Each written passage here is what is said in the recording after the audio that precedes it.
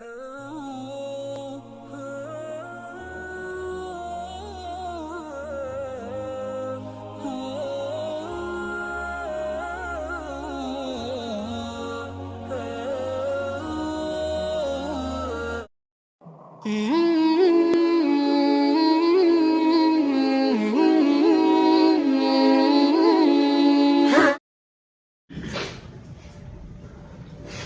قسم کی حمد و ثنا اللہ رب العزت و جلال کے لیے جو ہم سب کا خالق و مالک ہے. لا تعداد بے شمار ان کی درود و سلام سیدنا و سید الاولین والآخرین شفیع المذنبین رحمت للعالمین احمد مجتبی جناب محمد رسول اللہ صلی اللہ علیہ وآلہ وسلم کی ذات گرامی پر واجب الاحترام معزز و محترم سامعین حضرات، اللہ رب العزت و جلال نے قرآن مجید کے اس مقام پر ارشاد فرمایا ہے کہ انسان بڑا ہی بے صبر ہے، اور اس کی بے صبری یہ ہے وَإِذَا مَسَّهُ الشَّرُّ جَزُوعًا، جب اس کو کوئی تکلیف پہنچتی ہے، مصیبت آتی ہے، پریشانی آتی ہے تو جزا فضا کرتا ہے، روتا ہے، چیختا ہے، چلاتا ہے. وَإِذَا مَسَّهُ الْخَيْرُ مَنُوعًا، اور جب اس کو خیر ملتی ہے، دنیا کا مال ملتا ہے تو وہ اپنے پاس سنبھال کے رکھ لیتا ہے، پھر وہ غریبوں کا تقسیم نہیں کرتا. اللہ رب العزت و جلال جس نے ہمیں پیدا کیا ہے وہ ہمیں خوب جانتا ہے. اس نے ہماری نبض پہ ہاتھ رکھ کے ہماری بیماری پہچان کر ہمیں بتا دیا کہ تمہارے اندر یہ بیماری ہے. یہ 3 آیات ان الانسان خلق ہلوعا اذا مسہ الشر جزوعا واذا مسہ الخیر منوعا، اگر ہم ان کو موضوع دینا چاہیں تو اس کا موضوع بنتا ہے کہ انسان بڑا ہی خود غرض ہے، بس اپنا ہی سوچتا ہے، کسی کی پرواہ نہیں کرتا ہے. میری جان بچ جائے گا کہ ساری دنیا مرتی ہے تو بچ جائے گا، ساری دنیا کا مال تباہ ہو جائے، کاروبار بند ہو جائے، بس میری دکانداری چمکنی چاہیے، میری دکانداری باقی رہنی چاہیے، مجھے کسی کی کوئی پرواہ نہیں ہے. کسی کی عزت برباد ہوتی ہے تو ہو جائے، کسی کی عزت و آبرو لٹتی ہے تو لٹ جائے، بس میری طرف کوئی انگلی کا اشارہ نہ کرے. اسی کا نام خود غرضی ہے. اور یہی بیماری اللہ رب العزت و جلال نے ان 3 آیات میں بیان فرمائی ہے کہ انسان بڑا ہی خود غرض ہے، کسی کی پرواہ نہیں کرتا ہے، بس اپنا ہی سوچتا ہے کہ مجھے کو تکلیف نہ پہنچے، مجھے کو پریشانی نہ آئے، میرا مال تباہ نہ ہو، میری جان نہ جائے، میری عزت و آبرو محفوظ رہے. باقی ساری دنیا تباہ ہوتی ہے تو ہو جائے، کسی کی کوئی پرواہ نہیں کرتا. یہ خود غرضی ایسی بیماری ہے کہ صرف دنیا ہی نہیں بلکہ انسان کی آخرت کو بھی برباد کر دیتی ہے. حضرت علی المرتضی رضی اللہ تعالیٰ عنہ اللہ رب العزت و جلال نے بڑی ہی دانائی سے نوازا تھا. حضرت علی رضی اللہ عنہ کے فیصلے اب بھی بندہ پڑھے تو حیران آ جاتا ہے کہ کیسے کیسے فیصلے کیے ہیں، کیسے اللہ رب العزت و جلال نے ان کو دانائی دی ہوئی تھی. کسی نے پوچھا یہ خود غرضی کیا ہے، اس کا نقصان کیا ہوتا ہے؟ تو سیدنا علی المرتضی رضی اللہ عنہ نے فرمایا کہ یہ خود غرضی، اس کا نقصان یہ ہوتا ہے کہ جب کسی بھی بندے کے اندر خود غرضی آتی ہے تو وہ اس بندے کے اندر پھر حسد آتا ہے، بغض آ جاتا ہے. اور جب کسی انسان میں حسد اور بغض آ جائے تو فرمایا اس کا لازمی نتیجہ یہ نکلتا ہے کہ وہاں اختلاف پیدا ہو جاتا ہے. اور جب اختلاف آتا ہے تو فرمایا اس کا نتیجہ افتراق آ جاتا ہے.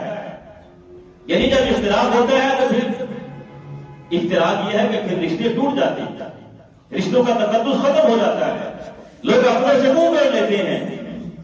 اور فرمایا کہ جب یہ افتراق آتا ہے پھر اللہ رب العزت و جلال کی طرف سے انسان پر ذلت مسلط کر دی جاتی ہے. اور جب ذلت آتی ہے اللہ رب العزت و جلال کی نعمتیں پھر انسان سے روٹ جاتی ہیں، اللہ اپنی نعمتوں کو واپس لینا شروع کر دیتا ہے. یہ کوئی معمولی چیز نہیں ہے کہ ہم کسی کی پرواہ نہ کریں، بس اپنی ہی پرواہ کرتے رہیں. اس کا آخری نتیجہ یہ نکلتا ہے کہ اللہ رب العزت و جلال اپنی نیک بندے سے واپس سیکھنی شروع کر دیتا ہے. آج ہم جن حالات سے گزر رہے ہیں، جہاں بھی 2-4 آدمی بیٹھے ہوتے ہیں، تبصرہ ہوتا ہے. حکومت ایسی ہے، کوئی حکمرانوں میں تبصرہ کرتا ہے، کوئی فوج میں تبصرہ کرتا ہے، لیکن کوئی اس طرف توجہ نہیں دیتا ہے کہ میں اپنے گریبان میں جان کے دیکھ لوں کہیں یہ سارے گناہ کا اور سارے جرائم کا سبب میں تو نہیں بن رہا. میرے اندر کہاں کسی کے لیے اظہار قربانی کا جذبہ ہے، میرے اندر کہاں تک کسی کے لیے قربان ہونے کا جذبہ ہے. ہر بندہ یہ سوچتا ہے کہ میری دیہ بھرنی چاہیے. کیا ہم کسی ریڑھی والے کے پاس، کسی سبزی فروش اور فروٹ فروش کے پاس جائیں، اس سے کوئی چیز لے تو ہمیں پوری تول کے دیتا ہے؟ کیا اس کو حکمران نے کہا ہے کہ تو نے کم تول کے دینا ہے؟ قصور حکمرانوں کا ہے، قصور فوج کا ہے. کیا کبھی ہم نے غور کیا ہے کہ ہم کسی کو چیز دیتے ہیں تو اس کے نام اور تول میں کمی کرتے ہیں؟ اس کا ہمیں کس نے کہا ہے؟ وہی متففین، اللہ رب العزت و جلال فرماتے ہیں ایسے لوگوں کے لیے ہلاکت اور بربادی ہے کہ جب وہ لیتے ہیں تو پورا لیتے ہیں، جب دیتے ہیں تو پھر کمی کر کے دیتے ہیں. ہم نے اس حد تک خود غرضی کو بنا لیا، وہ جو ہماری کھانے کی غذائیں ہیں ہم نے اس میں ملاوٹ شروع کر دی. حتیٰ کہ وہ دوائیاں، وہ ادویات جو انسان کی زندگی کو بچانے کے لیے بنائی جاتی ہیں، ہم نے اس ادویات میں ایسی ملاوٹ کی ہے کہ وہی دوائیاں ہماری جان کی ہلاکت کا سبب بن رہی ہیں. ہر گھر میں دوائی تیار ہو رہی ہے، ہر گھر میں ادویات تیار ہو رہی ہے. کوئی پرواہ نہیں ہے کہ یہ نئی دوائی کی وجہ سے کسی کی جان جاتی ہے تو چلی جائے، میری جیب پیسوں سے بنی جائے. اسی کا نام خود غرضی ہے.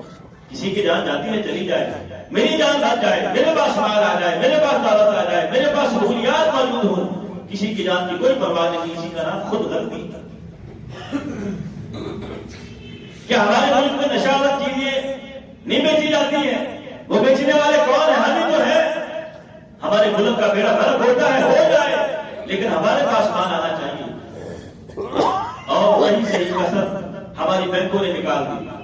یہ سودی کاروبار نے اس قدر غریب کا خون چوس لیا ہے کہ غریب بیچارہ باہر نکلنے کے قابل نہیں رہا. یہ خود غرضی ہے. اللہ رب العزت و جلال نے ہماری نبض پہ ہاتھ رکھ کے ہمیں بتا دیا ہے کہ انسان بڑا خود غرض ہے. اگر یہ خود غرض رہے گا، اس کی دنیا بھی تباہ ہو جائے گی، اس کی آخرت بھی تباہ ہو جائے گی. اور اگر اس کے اندر اظہار اور قربانی کا جذبہ ہوگا، اگر اس کے اندر خیر خواہی کا جذبہ ہوگا، اس کی دنیا بھی بہترین ہو جائے گی، اس کی آخرت بھی بہترین بن جائے گی. دین اسلام ہم اس کی تعلیم نہیں دیتا ہے. جناب محمد رسول اللہ صلی اللہ علیہ وسلم نے ہمیں کیا تعلیم دی؟ ایک بدوی آیا کہ دعا کرنے لگا، اللہم ارحمنی وعلی محمد ولا ترحمنی احد. وہ دعا کرنے لگا کہ یا اللہ میرے اوپر رحم فرما اور جناب محمد رسول اللہ صلی اللہ علیہ وسلم پر رحم فرما، ہمارے سوا کسی دوسرے پر رحم نہ فرما. جناب محمد رسول اللہ صلی اللہ علیہ وسلم فوراً اس کی طرف متوجہ ہوئے، فرمایا یہ خود غرضی ہے کہ جو اپنے لیے یہی دعا کرتا ہے. خیر خواہی یہ ہوتی ہے کہ جب دعا کرے تو ساری مخلوق کے لیے دعا کیا تھا کہ یا اللہ اپنی ساری مخلوق پر رحم فرما. فرمایا یہ بھی خود غرضی ہے کہ تم نے اللہ کی رحمت کو میرے اور اپنے لیے خاص کر دیا ہے.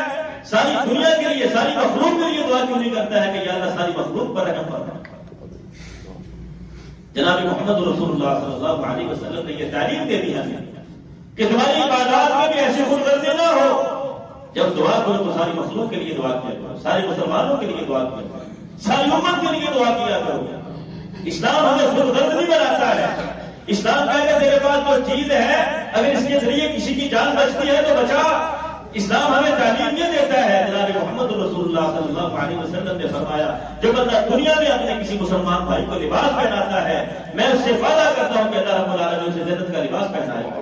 فرمایا جو دنیا میں کسی بھوکے کو کھانا کھلاتا ہے میں اس سے وعدہ کرتا ہوں کہ اللہ رب العزت و جلال اس کو جنت میں کھانا کھلائے گا. فرمایا جو کسی پیاسے کو پانی پلاتا ہے اللہ رب العزت و جلال اس کو جنت میں شرابا طہورا، وہ الرحیق المختوم، فرمایا بند کی ہوئی اور خوشبودار شراب اللہ رب العزت و جلال اس بندے کو پلائے گا.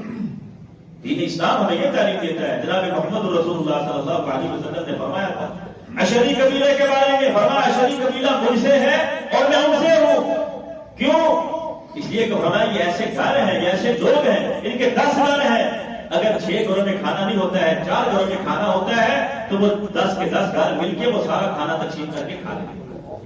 یہ نہیں سوچتے ہیں کہ میرے گھر میں تو ہے، اس کی پرواہ نہیں کرتے۔ ایسا نہیں ہوتا ہے کہ اس کی مجھے کوئی پرواہ نہیں ہے، بلکہ فرمایا جن کے گھروں میں کھانا نہیں ہوتا ہے انہوں نے اپنے ساتھ ملا کے بیٹھ کر ساتھ مل کے کھانا کھا لیتے ہیں، اللہ ان کو برکت دے دیتا ہے۔ فرمایا شریک قبیلہ مجھ سے ہے اور میں شریک قبیلے سے۔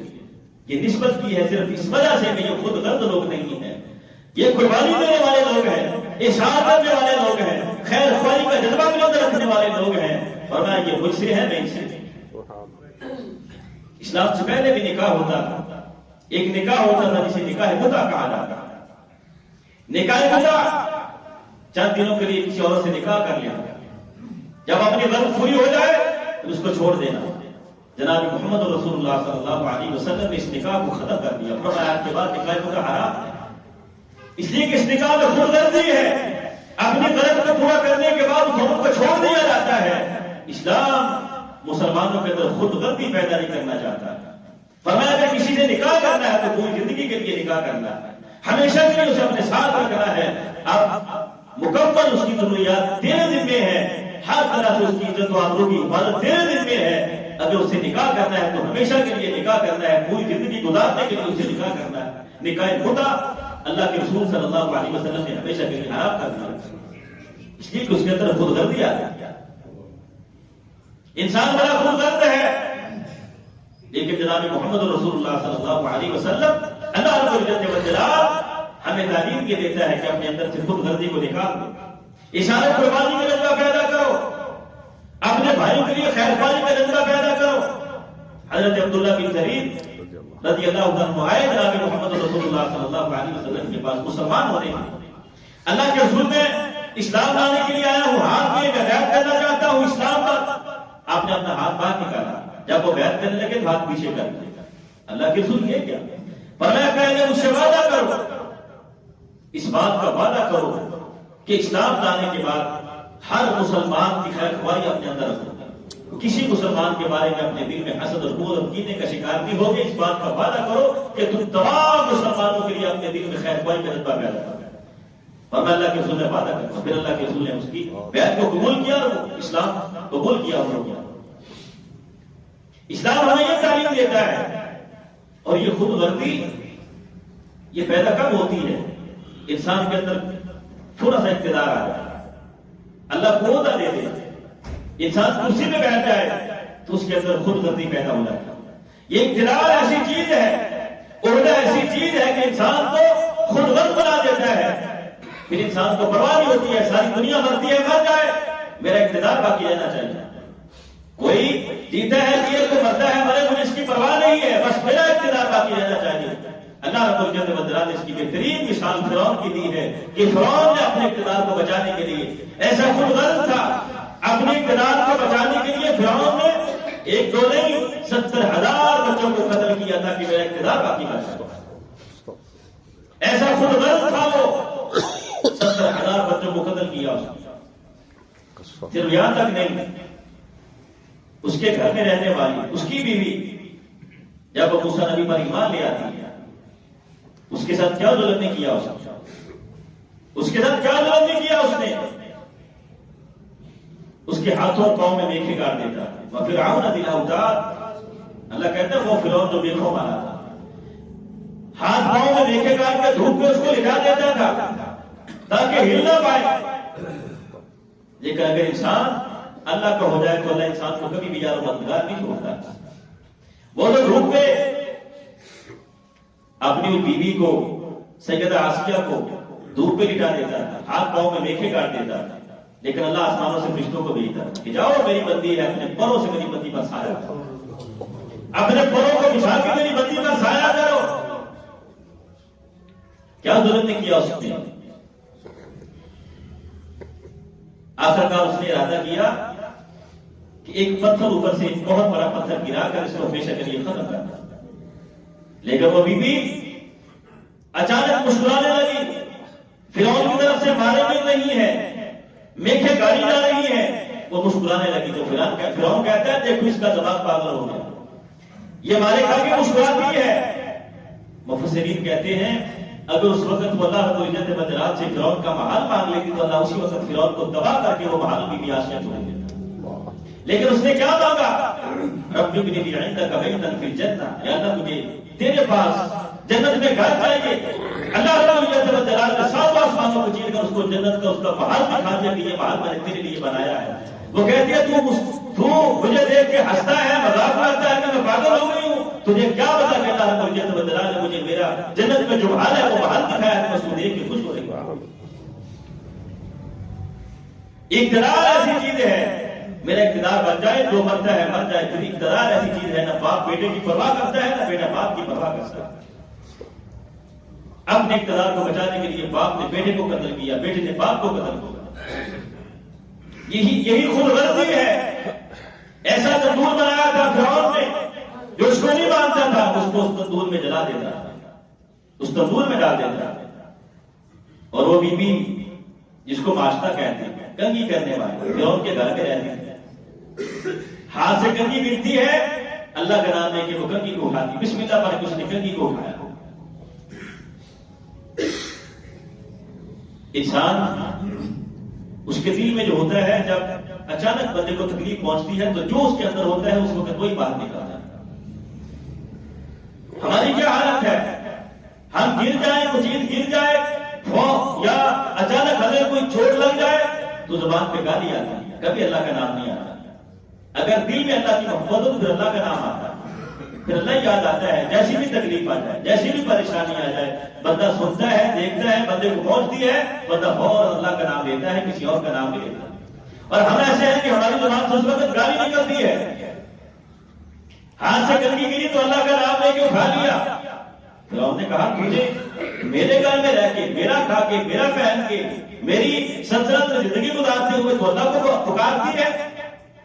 صرف اس کو نہیں، اس کے 5 بچے تھے، باری باری ایک ایک بچے کو جلتے ہوئے تیل میں پھینک کر اس نے جلا دیا.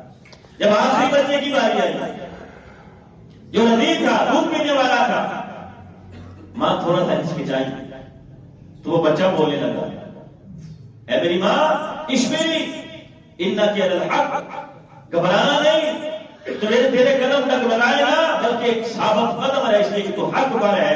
اللہ رب العزت بدرات تجھے ثابت قدمی عطا کرے تو حق پر ہے، گھبرا نہیں.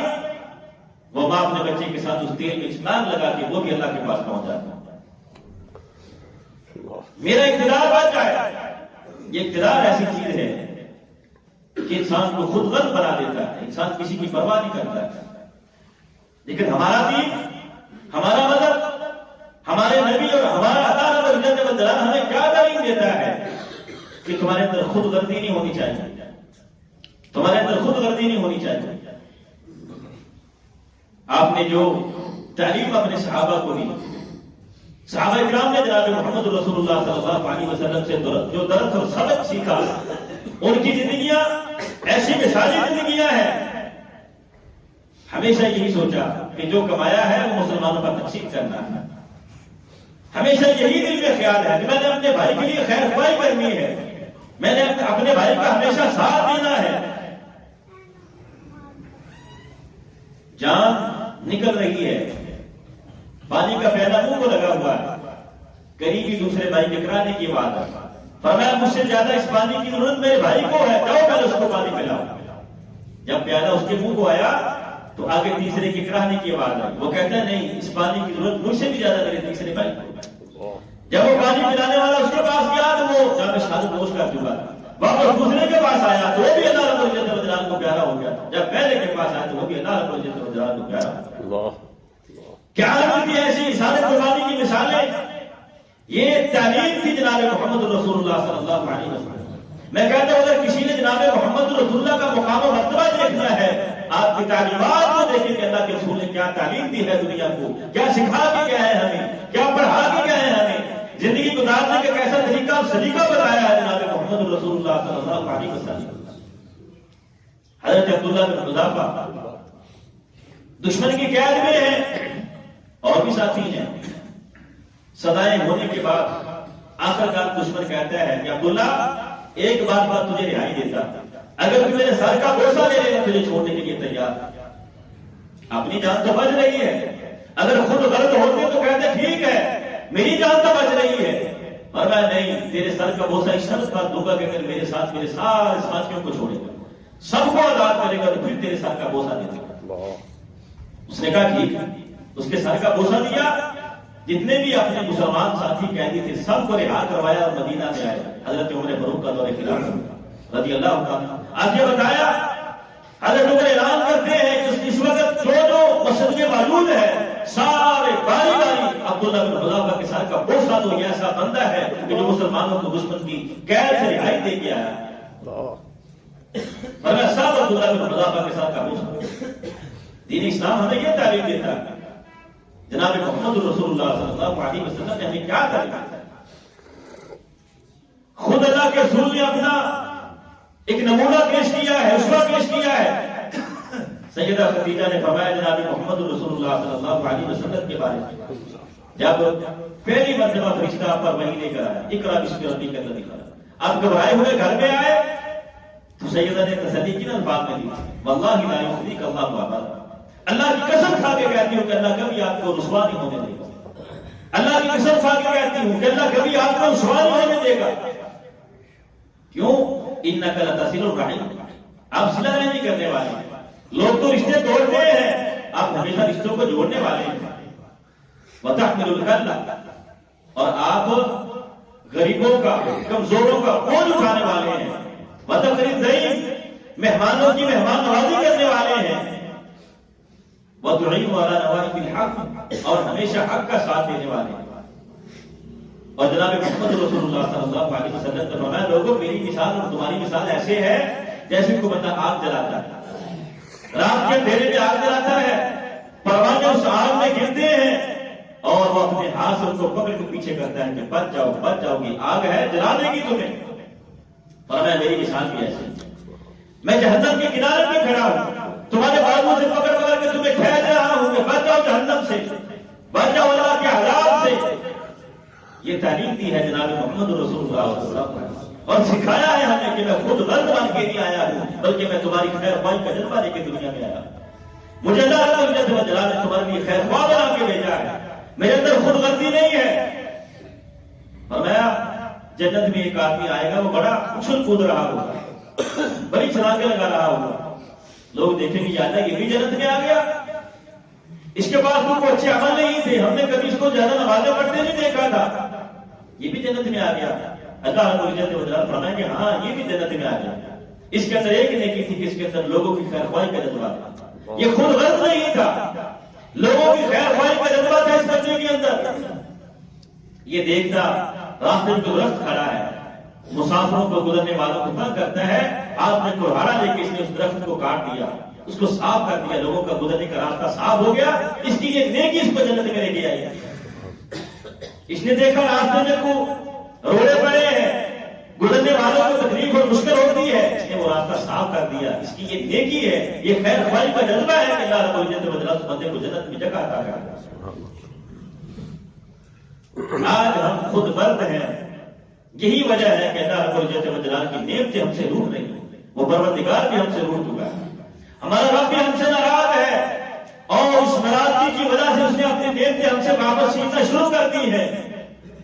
الگ بات ہے کہ ہم اس طرف توجہ نہیں دیتے ہیں، کوئی قرآنوں کو قصوروار ٹھہراتا ہے، کوئی غور کو قصوروار ٹھہراتا ہے، کبھی ہم نے غور نہیں کیا ہے کہ میں کیا کر رہا ہوں، کیا میرے اندر میرے بھائی کے لیے خیر خواہی کا جذبہ ہے، کیا کبھی میں نے سوچا ہے کہ میری اس چیز کی وجہ سے میرے بھائی کی جان بچ جائے گی تو میں یہ چیز اپنے بھائی کو دے دوں؟ ہم تو ایسے خود غرض ہیں کہ کسی کو کچھ دینے کے لیے تیار ہی نہیں، ہمارے پاس وہ چیز بڑی گلی سڑ جائے، ختم ہو جائے، تباہ ہو جائے، برباد ہو جائے، لیکن اپنے بھائی کو دینے کے لیے ہم تیار نہیں۔ حضرت ابو الحسن رحمہ اللہ کے پاس مہمان آ گیا، 30 مہمان آ گیا، انہوں نے دیکھا مہمان زیادہ ہے، روٹیاں کم ہیں، تو ان روٹیوں کو انہوں نے ٹکڑے کر دیا، درمیان سے کاٹ دیا، زیادہ ہو جائے، اور پھر سوچا کہ روٹی تو کم ہے، مہمان زیادہ ہے، ایک دوسرے شرماتے ہوئے شاید وہ تھوڑا کھانا کھائے، جب کھانا رکھا تو وہ جو چراغ تھا، لائٹ تھی، وہ بھی بجھا دی، بند کر دیا۔ اور جب تھوڑی دیر کے بعد چراغ جلایا دیکھا وہ ساری روٹیاں اسی طرح بنی، سارے مہمان ہی خالی منہ ایسے ہلا رہے تھے کہ وہ سمجھے کہ یہ کھانا کھا رہا ہے، اس لیے کہ میرا بھائی شیر ہو کے کھانا کھا رہا ہے۔ ہو سکتا ہے کہ اس کو مجھ سے زیادہ ضرورت ہو، وہ شیر ہو کے پیٹ بھر کے کھانا کھا لے، سارے خالی منہ ہلا رہے تھے، روٹیاں اسی طرح بنی۔ ہم دنیا کے بارے میں بڑے خود غرض ہیں۔ میں کہتا ہوں اگر یہ خود غرضی ہم سے نہیں جاتی ہے تو پھر دین کے معاملے میں خود غرض بن جائے گا۔ اللہ کے دین کے لیے خود غرضی پیدا کرے گا، ایسی خود غرضی جیسی صحابہ کرام میں تھی۔ حضرت عمر پورا زور لگاتے ہیں کہ میں ابو بکر سے آگے بڑھ جاؤں، ابو بکر پورا زور لگاتے ہیں کہ سارا مال جناب محمد رسول اللہ کے لیے قربان ہو۔ ایسی خود غرضی دین کے لیے پیدا ہوتا ہے۔ اللہ کے رسول نے جہاد کے لیے اعلان کر دیا۔ حضرت سعد بن خیثمہ رضی اللہ تعالیٰ آپ نے جہاد کا اعلان کیا ہے جنگ بدر کے لیے۔ گھر میں ایک باپ ہے ایک بیٹا ہے، دونوں میں تکرار ہو رہا، بحث ہو رہی ہے۔ بیٹا کہتا ہے کہ میں جاؤں گا، باپ کہتا ہے کہ نہیں میں جاؤں گا۔ باپ کہتا ہے میں بڑا ہوں، میں باپ ہوں، تم چھوٹے ہو، تم گھر میں رہو گے خواتین کے پاس، عورتوں کے پاس، میں جاؤں گا۔ بیٹا کہتا ہے بھائی آپ کی عمر زیادہ ہے، میں جوان ہوں، میں جاؤں گا، آپ گھر میں رہیں۔ دونوں میں تکرار ہو رہا ہے، بحث ہو رہی ہے۔ آخر فیصلہ یہ ہوتا ہے کہ ہم قرآن دادی کر لیتے ہیں، جس کے نام پہ قرآن نکلے گا وہ جہاد کے لیے چلا جائے گا۔ جب قرآن دادی کی تو قرآن بیٹے کے نام پہ نکلتا ہے۔ باپ کہتا ہے بیٹا قرآن تو تیرے نام پہ نکلا ہے، لیکن اگر کوئی اجازت ہے تو میں جانا چاہتا ہوں۔ بیٹا کہتا ہے بابا اگر بات دنیا کی ہوتی تو میں جان بھی قربان کر دیتا، یہ بات آخرت کی ہے، یہ بات مجھے لے لینے مجھے جانے تو یہ آخرت کی بات ہے۔ بیٹا میدان میں جاتا ہے اور میدان بدر میں شہید ہو جاتا ہے۔ بات جذبے کی ہے، بات خیرخواہی کی ہے، بیٹا میدان بدر میں شہید ہو جاتا ہے، باپ میدان احد میں جا کے شہید ہو جاتا ہے۔ اللہ رب العزت دونوں کو شہادت کی موت عطا کر دیتا ہے۔ اگر یہ خود غرضی ہم سے نہیں نکلتی ہے تو پھر دنیا کو نکال کر دین کے معاملے میں خود غرض بن جائے کہ میں نے یہ دین کا کام میں نے کرنا ہے، یہ غریب آدمی کا سہارا میں نے بننا ہے، یہ بیوہ عورت ہے اس کا سہارا میں نے بننا ہے، یہ یتیم بچے ہیں ان کے تمام ضروریات کا میں نے انتظام کرنا ہے۔ پھر دین کے لیے خود غرضی پیدا کریں اور دین کے لیے محنت کریں۔ اللہ رب العزت ہمیں توفیق عطا فرمائے۔ وما توفیقی الا باللہ علیہ توکلت۔